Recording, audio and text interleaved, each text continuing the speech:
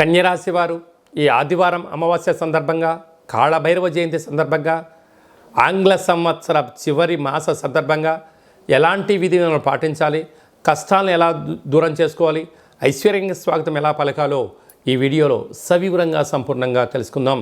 కన్యరాశిలో ఏ నక్షత్రాలు వస్తాయనగా ఉత్తరా నక్షత్రంలోని 2, 3, 4 పాదాలు, హస్తా నక్షత్రంలోని 4 పాదాలు, చిత్తా నక్షత్రంలోని 1, 2 పాదములు కలిపితే కన్యరాశి అవ్వడం జరుగుతుంది.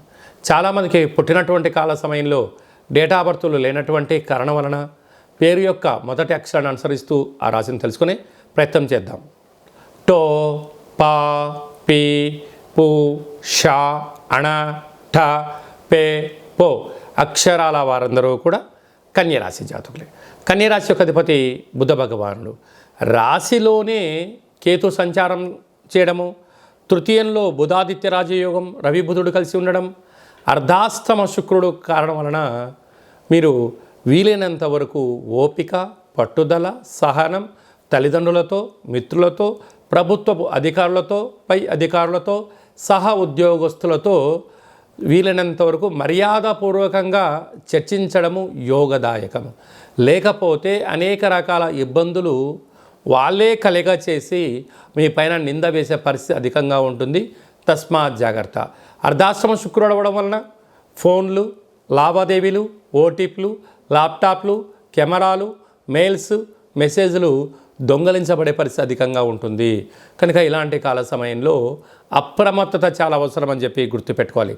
6వ స్థానంలో శని భగవాను స్వక్షేత్రం అవడం వలన రుణ సమస్యలు, రోగ సమస్యలు, శత్రు సమస్యలు, సీజనల్గా ఇది చలికాలం అవ్వడం వలన సీజనల్గా వచ్చే వ్యాధులు అంటే బ్రెయిన్ స్ట్రోక్ లాంటివి కానీ, నరాల బలహీనత వచ్చే అవకాశాలు ఉన్నాయి. కనుక గోరువెచ్చని ఆహారం, గోరువెచ్చని నీరు, చలిలో మంచులో తిరగకపోవడం ఉత్తమోత్తంగా భావించగలిగి. సప్తమంలో రాహు. మీ అవసరం ఉంటే జనాలు మీ పాదాల దగ్గర ఉంటారు. వాళ్ళ అవసరం తీరిపోయిందిరా అంటే మీరు 100 సార్లు ఫోన్ చేసినా పట్టించుకునే పరిస్థితి లేదు. కనుక ఎవరు మనవారు, ఎవరు పరాయి వారు అని ఆలోచించుకోవడం మీ వ్యక్తిగతం అని చెప్పి గమనించాలి. భాగ్యస్థానంలో గురువు. భార్య పైన భర్త, భర్త పైన భార్య ప్రేమానురాగాలు అవసరం అని చెప్పి గుర్తుపెట్టుకోగలగాలి. పోతే లాభస్థానంలో కుజుడు. స్థిరాస్తులు, చరాస్తులు కొనుగోలు చేయాలని మీ కోరిక నెరవేరబోతుంది. కాకపోతే డాక్యుమెంట్లు సక్రమంగా ఉన్నాయా లేదా, వీటికి లోన్ ఎంత వస్తుంది, మీ యొక్క సివిల్ స్కోర్ ఎంత ఉంటుంది ఆలోచించడం వ్యక్తిగతం.